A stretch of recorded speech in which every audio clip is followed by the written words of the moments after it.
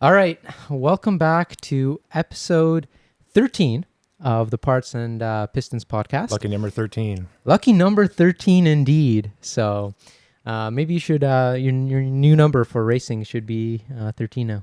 Well, I haven't put a new number on the car yet, so I still got a chance. Oh, there we go. There we go. Maybe 13 is going to be your lucky number this year. Let's welcome Cody, or also known as Cody on Cars, I guess, Yeah. right? And we'll have his whole YouTube and everything linked just down below. He is on our podcast as he is one of my Miata friends. That's right. I gotta get as many Miata friends as I can. There's not many of us out there. Really? I feel like there is. Man, whenever I'm cruising around, like I haven't hung out with a Miata friend in like months. Oh my gosh. Yeah. Well, we're hanging out today. There we go. So we're doing the podcast and hanging out today, so that should fare quite well.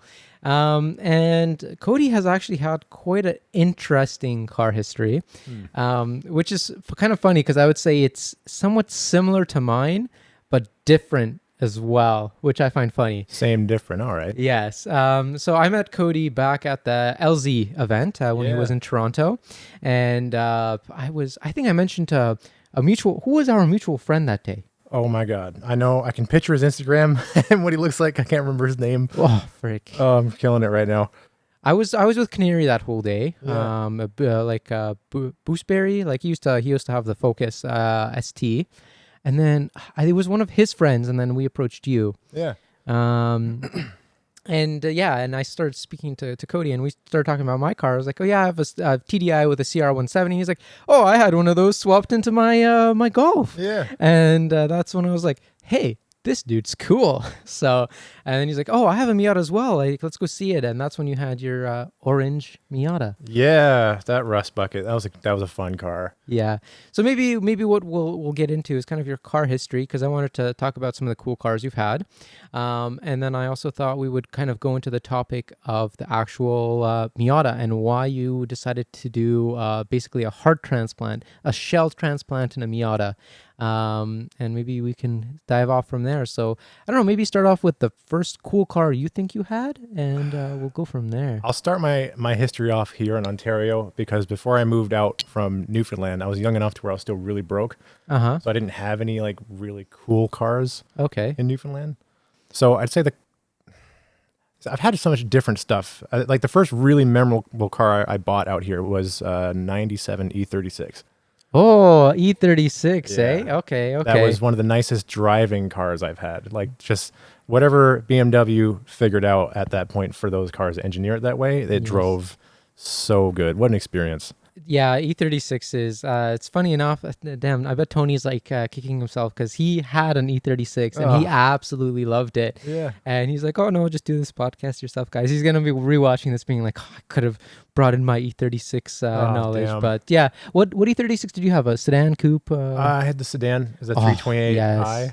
I guess would be the trim. Yes. Yeah. And what's cool, like not to interrupt your story, is in North America, the difference between a 328 and an M3 wasn't that massive, like engine performance wise, because a lot of the differences were chassis things, like different suspension setups, this, that. Because I'm pretty sure the horsepower difference in North America or for the USDM car was extremely nerfed, where it was I thought only it was about like 40 horsepower or something still. That's but we go to Europe and it's like 68 horsepower difference, right? And you're robbed of that 28 horsepower, and that does make a difference. I thought like to the wheels, it was basically 30 horsepower difference. Yeah. Which, if you think about it, that's not a big amount. I mean, a car that's like as light as they are, they're pretty light for today's standards. Every bit counts for those. Exactly, but for the price difference of what a 328 versus an M3 was, that's where you think about, is that 30 horsepower worth it? Is it worth spending those couple extra grand for that price, for that horsepower difference? And that's where it's kind of questionable. So at least I'm a big sedan guy. I've mentioned this before, and the E36 in a sedan looks beautiful. I actually have a poster of a E36 sedan M3 in my closet. So I can only every time I think of a M3 sedan for the E36, I always think of Super Speeders Rob. and his Yes. giveaway car that he did, Yeah, I yeah, think. yeah, yeah, yeah. And it was like LTW or whatever, the special edition. He basically converted it to Yeah. with And he put the like the flag, the M3's yes. flag down his side. I don't know BMW stuff too well. You know, I'm a big Beamer fanatic. So no, but that's cool. It's a fun first car. Manual, I guess, Yeah. or okay, sweet. I So didn't. My mechanical ability is not great now, but it was significantly less back then. yes. So even if like a radiator went, which it did, that would basically cripple me because I'm just like, I don't know what to do. This is my only car. I need to get to Yeah. work. So I'd have to like pay to get it fixed. Yeah, and it was not cheap because not everyone wanted to touch BMWs. Yeah, and I was getting. I had a Mark IV TDI, Yes. and I was like, well, there's a place called BMW Heaven or something like that. It's a place. Beamer where, heaven, yeah. yeah, it's kind of like almost like DAS parts, I guess, where they just Yes. they Part take out cars and stuff like exactly. that. Yeah. Yeah, and so I was like, well, surely the parts got to be about the same cost and just as easy to get. No, they weren't. No. They were still way more expensive, and I was like, I can't afford this, man. I'm not making that much money right now. No. But you're still referring to the E36 parts, correct? 36, yeah. Yeah, because I bet when you moved into that Mark IV, the price of parts, Yeah. it dropped down very quickly. Yeah, so I and- moved out here with a Mark IV TDI. Ah. And then I was like, I want a BMW. This is going to be great. Yeah. I bought this thing, and then I went back to a Mark IV TDI. And I was like, I'm just going to stick where I kind of am familiar with things and parts are cheap.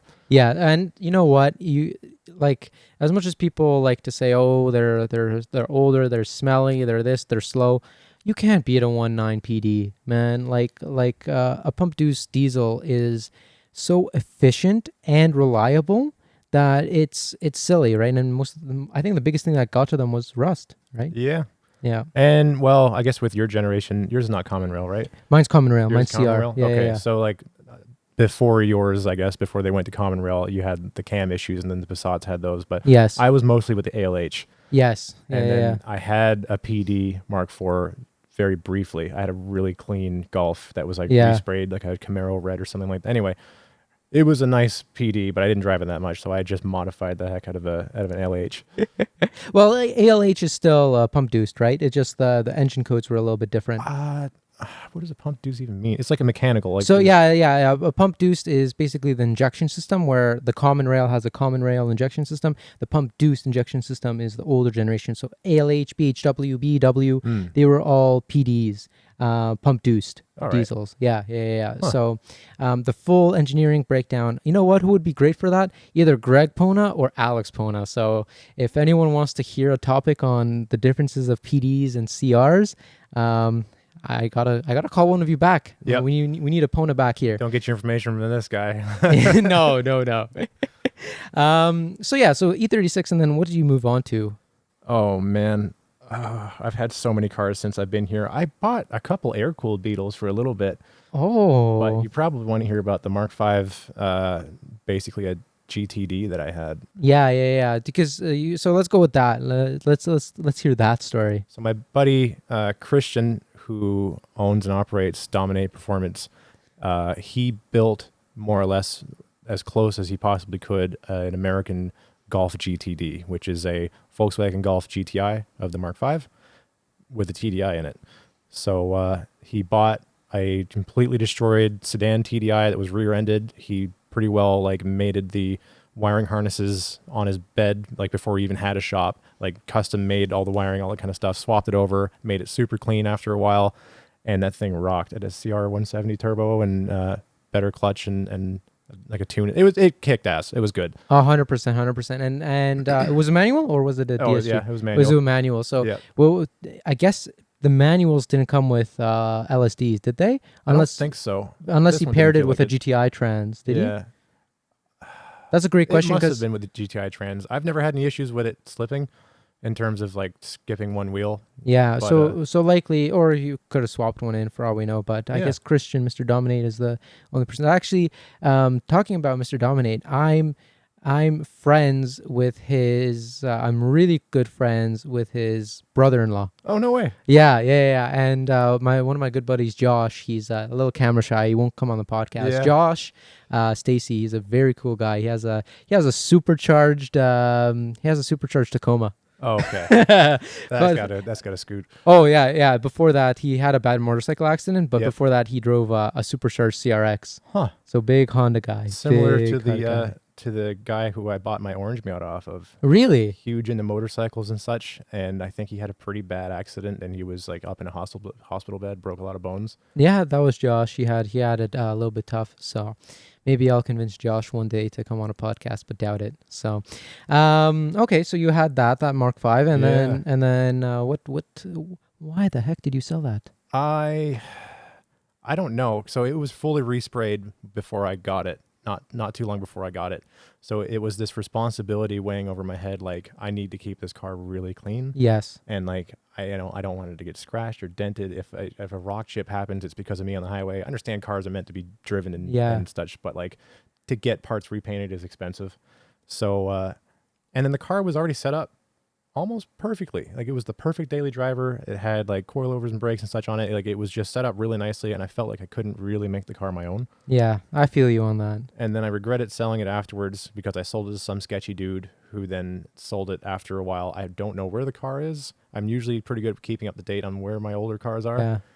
I don't know. The car could be in a scrapyard for all I know. Like it was one of the cleanest Mark V GTIs around. Oh, that's a shame. That's a shame. See, I'm in that same boat, but I took those protective measures because my car is very similar to that GTI that was GTD swapped, and I have basically a full GTD conversion on my TDI. And I got it basically fully resprayed because of the VW factory warranty for the rust. Yep. So what I did is I plastied up the car. Yeah. And then after the plastic dip, I wrapped the car.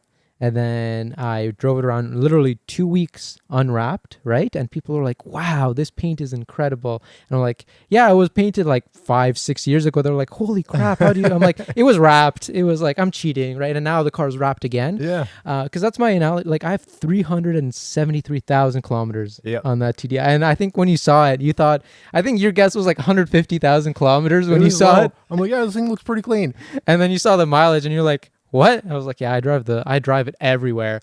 And I guess I'm kind of cheating in that way, but it's not cheating. I'm protecting it and it still looks good. Yeah. By keeping it wrapped, and the paint underneath stays meticulous, which is a big thing. I'd never say like wrapping is cheating unless you're trying to put wrap off as paint. Like wrap is it does its own thing. Yeah. And paint does its own thing. It's like driving static and slammed. If you want that's your thing. Yeah. If you want to drive on air, go nuts, man. Have fun. Yeah. And just the comment on that is, I on the TDI on my Jetta, I went with Inozotech. Okay. Super it was called Super Gloss or whatever. Yep. That gets mistaken for paint a lot. All right. But at the cost of the material, $2,500 for just the material. Yep.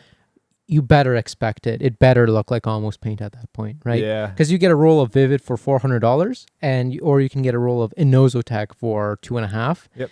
You better get what you pay for there. You get that right? Vivid roll for $400, you're going to see some Vivid imperfections. 100%. Well, frick, I used to have Vivid. My rally art is in Vivid, and yeah, you can definitely tell the difference. Yeah. So, yeah, and then after the Mark V, what did you have? I'm waiting for one of the cars I liked a lot that I didn't know you owned till someone commented on it. It's not the Taxi or the air-cooled Beetles, right? No, but I didn't even know you had a taxi of air-cooled Beetles. That's cool on its own. I'm doing a VW video soon too, talking about the history of VW. And my friend Logan, she has a Beetle as well. Nice. So I didn't mean to say that I had a taxi of Beetles. I meant like I had either the taxi or my Beetles that I used to have. Oh, okay. I've seen the taxi you had, but I didn't see the Beetles you've had. I went out to here actually. In Vaughan area, like next to the mill area, I guess. Vaughan Mills. Yeah. And bought a 1971 standard Beetle. Standard is in like the suspension that was on it, not the transmission. Yeah. And the car was sitting for like a decade, and I basically called CAA and told them that, hey man, I just drove here and the car won't start. I need a tow home. Yeah. And this was years ago. I don't do that anymore. But whatever. Like worked on that thing quite a bit. Found out it was a big basket case. Yeah. And then eventually I had a 74 Super Beetle that was like fully resprayed, built engine, like beautiful. nice transmission. Everything was completely redone on it. You could drive that car like a modern car. And and I sold that because I thought I was losing my winter parking area. So I was like, I'll just make it easy and get rid of it. Yeah. Parking situations are tough when you have multiple cars. I know that. It can be. Luckily, I'm in a spot now where I can have a few cars kicking around. Okay, that's good. So yeah, we'll see how long I'm able to rent this place. And then so you had your Beetles, and then you had your taxi, right? What was your taxi? Tell everyone about it. That was a 2008 Ford Crown Victoria. It was a New York City yellow cab, and it was here in Ontario because it used to be on the show Suits. Oh, okay. Yeah, it was a screen car. It still had the rear partition in it. It still had, so those cars have rear dedicated AC. Yes. Which is pretty neat. Taxi meter still worked. Oh my gosh. So I just buffed the paint a lot because it was a single stage. Did it still have like the like New York taxi decals on it? Yeah. Oh my gosh. But they were really they were peeled pretty bad. So the car started out in like the whatever the decals were for like the late 2000s. Yeah. And then eventually New York changed those decals to a different style. So the movie studio just haphazardly threw on a different set of decals. But you can still see the fade of where the old stickers were. Yeah. So I went to a place in Waterloo and had all the stickers completely remade for it, like exactly the way they were. So it would be updated and nice, and rocked that around for a summer. Oh, that's awesome, man. Yeah. And where did that go? Where did that end up going? Do you know? There's a guy out here somewhere. He drives, I don't know if you've ever seen Ford Crown Vics going around, and they look like police cars, but instead of police, they say painting. No, I haven't actually. So he's the one that he bought it. Yeah. Interesting. So I guess he runs a painting company, and then he's got another Crown Vic with like 20 or 30,000 kilometers on it. He bought it off the original owner. He's a huge Crown Vic, like a Panther body guy. Yeah, but yeah. I sold it to him, and then he went to New York and actually went to the place where they do all the advertisements, and he had like an updated, like an ad carrier, a sign and everything. Oh my gosh! I think the new Teenage Mutant Ninja Turtles movie or something. So like the sign is actually kind of 3D. That's quite cool. Yeah. Wow. The taxi's pretty cool. Taxi's pretty cool. Went to a good home. Yeah, that's good. That's what matters. And then after that taxi, I sold that taxi because it was a great cruiser car, but I wanted to drive the piss out of something. So yeah, the taxi wasn't much for that. Sure, it had what engine? Like it was a V8, it was a 4.6, pretty gutless, like maybe 200 horsepower. But those cars are body on frame. They weigh like 4,500 pounds. And the benefit of it is just reliability. They just go and go and go. If I'm not wrong, right? Yeah, that's the big thing. That's why you had the Mercury Marauders, you had the police Crown Vics, you had the taxi Crown Vics, and then you had the Lincoln Town cars that were based on the same platform. And they just lasted forever. They had their like minor issues, which are kind of expensive to fix. Like what platform doesn't have their issues? I think like exhaust manifold gaskets, which are annoying because you got to lift the engine out. Yes. And then rear mains go pretty good. The transmissions go too, but you can do a free transmission, like a shift kit in those cars, and it saves the transmissions. Yeah. There's always little hacks for every little thing. So, okay, and then I sold that because I wanted to drive a track car. My buddy Jay, he just bought a Miata, and he's been trying to get one for like a year or two. He's been in the Mark IV scene. And I was like, I don't want a Miata, dude. Like, they're cool, but I just can't imagine owning one as much as I like them. Yeah. And so 5 hours later, I bought one. Oh my God. He sent me I was just looking through the Facebook Marketplace. Yeah. And I was like, nothing. My budget was like less than $6,000. And this orange car popped up. It looks like a Time Attack spec car. Yeah. For like $5,000, I think. I'm like, perfect. I messaged the guy. I'm like, I'll call you. Like, give me your phone number. Yeah. And that put me ahead of everybody else messaging him because the car was only posted for so cheap. Yeah. So I go pick it up. He's like, hey man, just letting you know this car is rotten. Like it's good for parts. And it was really good for parts. Like I used a lot of that car in my new car right now. Oh, frick. You don't even have to tell me because, Cody, how many times have I messaged you thinking about some of the parts you post? Like your roll cage, I was thinking of buying. Yep. What else? You have a style bar too. I had a style bar. Yep. Yeah. You had a style bar. I was thinking, and then something else I wanted to buy off you. Oh man, so I've had you had so many parts. You had so many parts for it, which is crazy, right? Yeah. But like, so I go to pick the car up or like to go to look at it, and he just keeps talking himself down on the price. Yeah. And he's like, we're talking about the car. He's like, yeah, no problem, man. Like I'll do like $4,000. I'm like, yeah, okay, no problem. I'll pay $4,000. I would have paid the $5,000. Yeah. And then we keep talking and such. And then at the end of the conversation, after like an hour, he's like, yeah, you know what? Like I can't let it go for any less than $3,000. I was like, so you take $3,000 then? He's like, yeah. Okay, Done no deal. problem. The coilovers and the Sparko seats alone were worth Were that. yes, and it was a fully running driving 1.8 in it, right? It's a factory 1.8 car, but he had a supercharged 1.6 kicking around. Ah, okay. So he put the short nose 1.6 into it, and I think it had a Jackson Racing supercharger on it. Not when I bought it, but the engine built for boost. Yeah, and so that's what you currently own, yes? Well, okay. Nah. We can get into the topic of what you currently own because you do have a Miata right now. But I was waiting for another car. But in between there, you've had another few cars. Didn't you?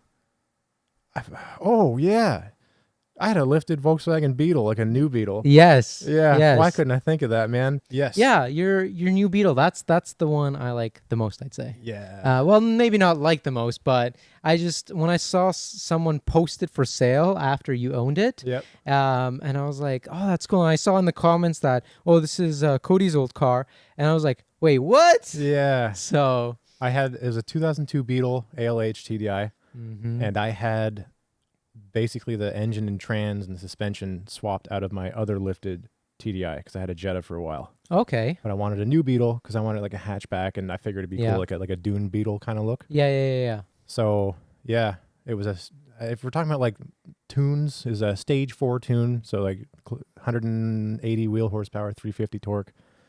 I think a 3-inch lift on it, 29-inch all terrains. Yeah, it looked pretty cool. It was cool. a fun car. And you had a livery on it, didn't you?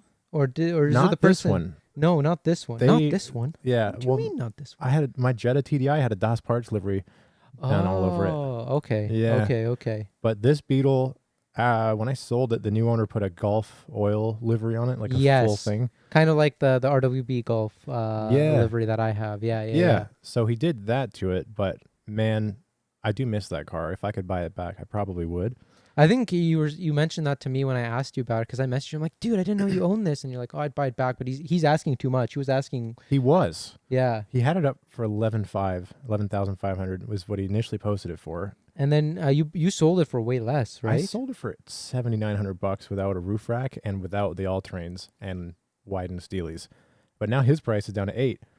Wow. So if I had the money, I would happily just go up to him and be like, here's your loan back, or my loan back, who's ever. I want my car back. Yeah. And then plus, like, basically, I'm only paying an extra $100 compared to what we sold and bought it for, but I get a full wrap now if I was able to buy it.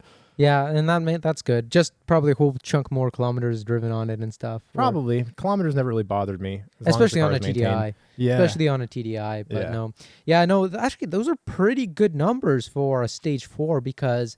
like at least torque-wise, because I'm stage 4 on my common rail TDI CBEA, and I'm like 250 horsepower. Yeah. And like a 390 torque. Yeah. So I'm only like 40 torque up from you, but like the horsepower difference is quite pretty dramatic. Yeah. That's where the common rails, like they have more of that horsepower, where like the torque. I guess ALH have like ridiculous amount of torque compared to horsepower numbers. Yes. So even mine factory, my CBA, because I had the like 08, 09 or whatever, like the CBAs in common. They sold them here the 150 horsepower, and 250 torque. So sounds about right. Yeah. Also, if it helps, my GTD was a CBEA. Yeah, the CBEA. Everyone's like, oh, they have the cam issue or this or that. I never ran into that. Wasn't it the high fuel pump issue that they go with or something? They just start grinding them up. Yeah, the high pressure fuel pump was a known thing, but like I wasn't too worried about that because like I put additives in, and then some people said don't put additives because just let it run like on normal diesel or stuff like that. I religiously ran additives in mine. Yeah, every tank. I never let it go past quarter tank just to make sure that the high pressure pump would be okay, and it was perfect. Yeah, I always filled up at quarter tanks exactly the same, and I always put additives and stuff into it. The only time I did I wanted to see how many kilometers I could get on a tank after my tune. So that's the only time I drove from basically Wawa, like Sault Ste. Marie, more further than Sault Ste. Marie, all the way back down to Toronto, and drove around for a week. I got 1,240 while I was at the pump, right? And it still said I had like 80, 90 kilometers of range. But I didn't want to run it fully dry. Yeah. Just because of the high pressure fuel pump issue. I didn't want it sucking up junk at the bottom of my tank, right? But yeah, the ALH, the lifted, I thought that was super cool, and I was like, dude, Cody's a cool guy since he owned that. So I was like, yeah, my cars define my personality. People think I'm cool. yeah. Well, I think all car enthusiasts kind of have. I think it's not the car, but it's the type of car you had. It definitely helps. Like that kind of personality that you have is it kind of speaks in your car. Yeah, and like to say like I'm a big TDI guy. I like those weird like people when people saw Beetle TDIs, they're like ooh, and I'm like I love them. And because you own one, I was like that guy's probably my friend now. So and I that's never looked at him twice for a while, honestly. I was yeah. like, new Beetles, like, yeah, okay, I guess they're all right. And then I started to see them like on Google and such, like lowered Yeah. with like the 18-inch BBS RC wheels that the GLIs come with and Yeah. such. And I'm like, they can actually look pretty freaking nice. Yes. So that's where I was like that's pretty cool. I think well no, what solidified that I was like Cody's gonna be my friend is when you said the Golf TDI. That was the GTD converted one. Yeah. But yeah, let's continue. So you sold that, and what do you have after that? You just focus on the Miata in that case after you sold that? Yeah, so that Beetle, which I totally forgot about, and then I think I bought the Taxi and then the Miata. So yeah, Okay. orange Miata, I drove that around for a season. I tracked it. I only had to put brake pads on it. That's not bad. The car was a really good runner, and the engine was rebuilt like not even 2 years ago, so it leaks zero fluids. It runs like a top.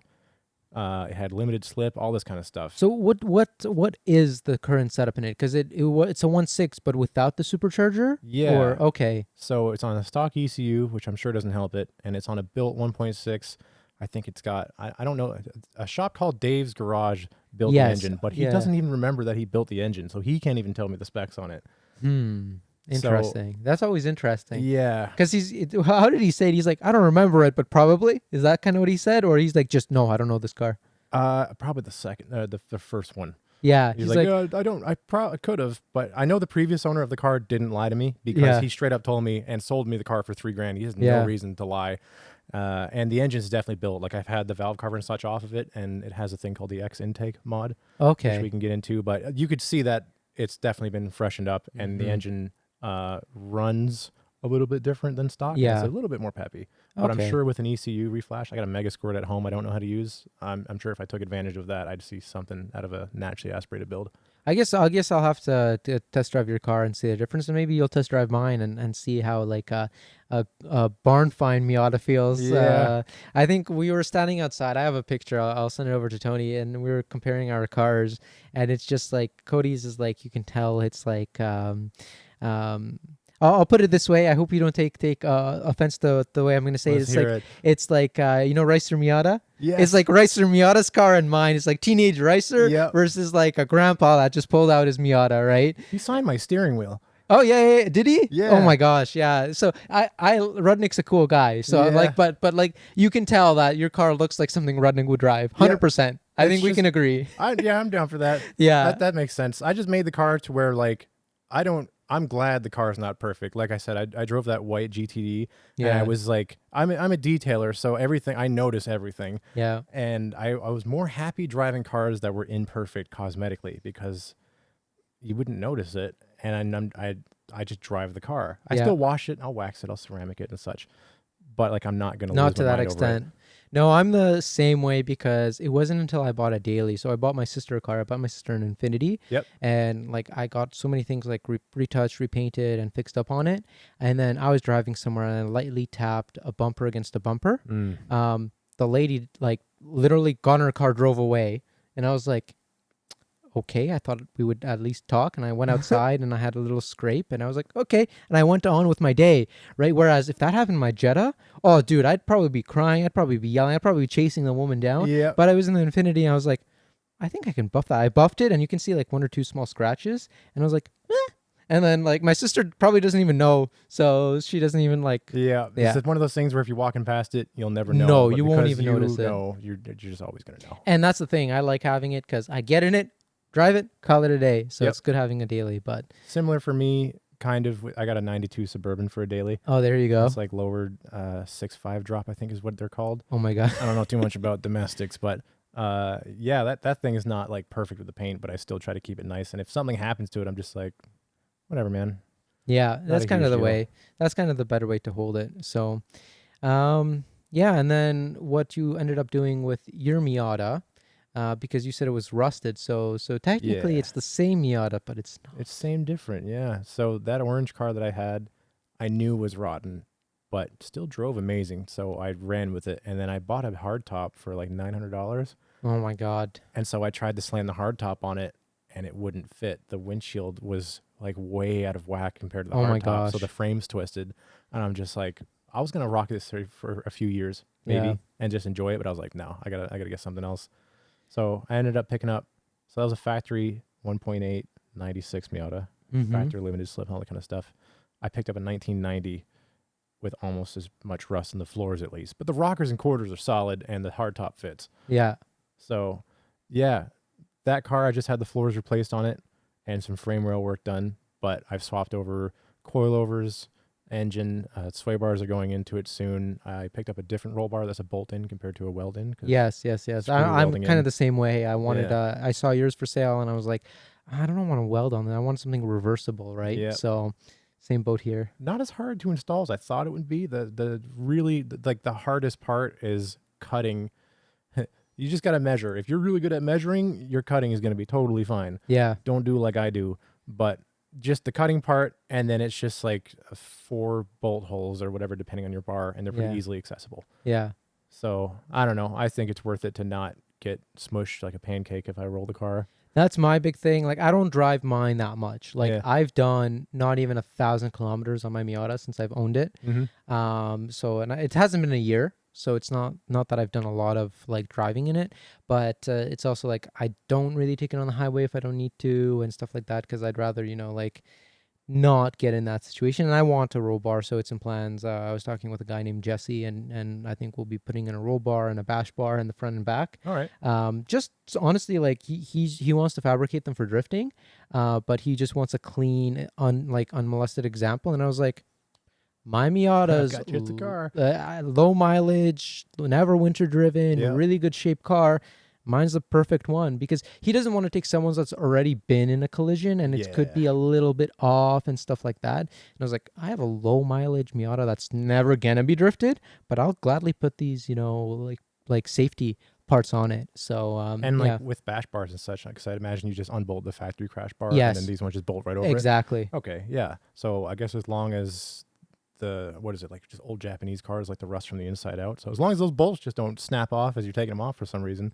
My bolts are beautiful. I'm so jealous. Never winter driven car. I've broken so many bolts. I know the feeling. I was taking my Miata apart and like I was doing it on a live. Yeah. And some guy literally jumped on the live and he's like, have fun dealing with the rust. And then I was like, oh, it's never winter driven. Like even though I'm in Canada. And then the dude just like F you and like left the chat. And I was like, I think I hit a soft spot. You try to get one up on me, but I've already been up because I got no rust. Yeah. That's amazing. Yeah. I have a tiny little spot because the previous owner, she hit something like a cart or something. Been in an accident.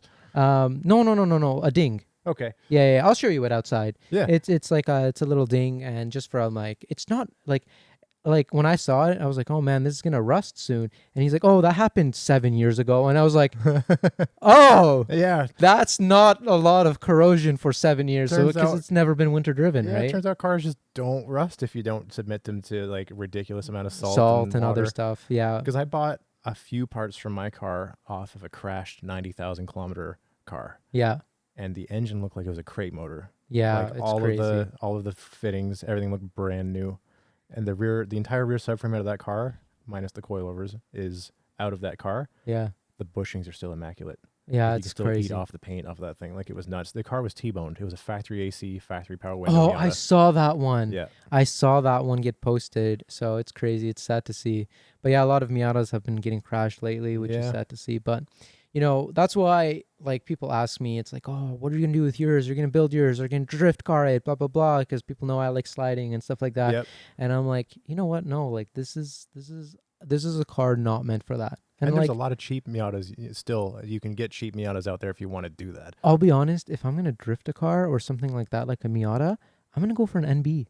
Yeah. Like nothing against the NA, but just like NBs are just better. Like from that perspective, they're cheaper than NA. Yeah. Basically, they are cheaper than NAs, you have the 1.8. A lot of them have LSDs already. Yes. And the parts are just cheaper. Because, like, if I hit the front or tap the front, and I know that if anything gets misaligned in the front, the motors for the headlights go wacko, Yep. right? I don't have to deal with that with the NB. I just pop it on, shove them in like the headlights, and call it a day. So that's the reality. If I'm gonna drift something, it'll be a NB, not an NA. I was thinking of picking up that green Miata to do like a track drift car build. Yeah. But Neil for that parts out Miatas, he bought it off me, and he's like, "Oh yeah, actually, after I got the car home and I was pulling off the trailer, he put his like hand under the car and there was a hole, and I was like." Ooh, and he's like, yeah, I was gonna do this for my girlfriend, but I'm probably gonna have to part it out or something. That is funny. So Yeah, because I went over to buy some stuff. He's like, "Yo, my girlfriend wants me to like make her this automatic red Miata and then just like build it for her. Build it as in like make it a driving car, I guess." yeah, And I was like, I guess that green one didn't work out. yeah. I also will say that when I said that the NB is just a better car, I mean like the nostalgia for the NA because of the headlights is there, and I'd like the way they look a lot more. But mechanically, the NA is all around just a better car. Like it has better suspension geometry, it has a better engine. You can get an optional 6-speed. The NB, you mean? And NB. Wow, did I mix that up? Yes. Sorry, the NB has a better suspension setup. Everything's better engine, mechanically than an NA. My bad. Yeah. But man, I can't get out of an NA. Like I just like. I love the look of the NAs as well, and that just I see them, I like them, and I won't say like I drive the NA and I have older people seeing and give me thumbs up. Yep. I have young kids, and the worst thing I feel like driving the NA is I have kids run up to me and they're like, do the winking, and I'm like, oh, it's not they're like, no, it's a factory option, you can do the winking. I'm like, it's not, they didn't think of this in the 90s, guys, come on. You can get away with, there's like a certain kind of but apparently tempo. It messes up the motor too, or the relay. It can if you just do it all the time. All the time. Yeah. So I'd rather not. Yeah, I know. I see. We're having a potential. I'm gonna fix it. Oh, Cody's gonna fix it. Oh, are you tightening or are you loosening? Loosening. I'm gonna get it back on the table. This is the fun part of podcast. Last time it fell. I don't know why. I have a different mount on mine. And I think we should just continue using that mount. I'm half wondering because your mount you're pulling straight off the table towards you, but this one's sitting sideways and I'm pulling it towards me. No, so. I think I know we're off topic here, but I think this mount is the better mount. It might be the cone shaped one. Oh, okay, I see. Yeah, that's a little bit different one. Anyways, back to the topic. Yeah, and that's what we have outside, and I guess that's your current car setup. Yeah, so, I don't know what I drive more, the Miata or the Suburban. I think I like driving Suburban, like mobbing around in an early 90s. Like everything is just red in that truck and you just cruise down the road is fun. But like hopping in the Miata, you get the high revs and you're just cruising down. It's so good. It is. Launching through the gears and you're not really hurting nobody because the car's not fast. And you know what? It's a perfect, how can I say, combo that you have, because you have the big car for when you need to transport Miata parts, and then you have the Miata for actually enjoying. And I think that's a pretty good setup. So I guess you're not done swapping everything between the Miatas, or there's like minor stuff. Mechanically, the car's pretty well swapped over. I still got to do the sway bars, but I need to. I don't know what brand they are, so I'm trying to like figure out what diameter they are to buy universal bushings of. Bushings are. I thought you were going to say end links you need, but I guess the end links are end links are the same, yeah. But the actual bushings themselves, so I just need to swap those over, and then honestly, like the vent window part that just throws air in your face from the corner window. Ah, okay. But other than that, it's pretty well the orange car. Yeah, I did have to sell the rear end out of it because I couldn't get the diff off the subframe. Because that power plant beam just did not want to come off. Oh my god! So I sold the whole rear subframe and ended up buying a a torsion limited slip, which is not the torsion. Yeah. I ended up buying one of those for like $300. No, then you're talking about the VLSD. VLSD is what you want, right? No, torsion is what you want. Okay, my bad. See, look at me mixing stuff up. So you have a VLSD, or you got a torsion? I got the worst one in it right now. A VLSD. Yes, yeah. Okay, so I bought a VLSD for like $300 and jammed it in, and it works pretty good. Yeah.